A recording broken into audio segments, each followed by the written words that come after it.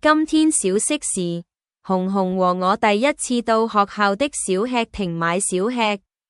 小吃亭售賣的食物很多，像薯片、汽水、橡皮糖、波板糖、吹波糖、紫菜、啫喱、朱古力、魚肉腸。我看着很多不同的食物，手裏拿着媽媽給我的5元硬幣，真不知道買什麼才好。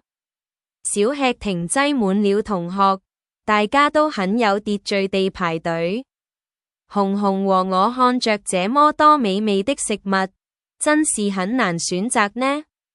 我們嘅想吃薯片，又想吃波板糖，怎麼辦好呢？我想吃波板糖啊！我讓着。紅紅說，波板糖這麼大塊，我們肯定吃不完，還是要薯片吧。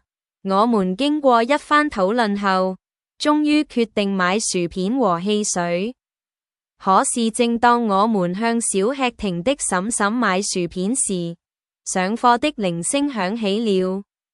嬸嬸大聲地說，上課了，停止購買食物。紅紅和我什麼食物也買不到，失望得很。紅紅說，我們明天要早一點到小吃亭，並預先決定買什麼食物，以免浪費時間。我覺得紅紅真的很聰明呢。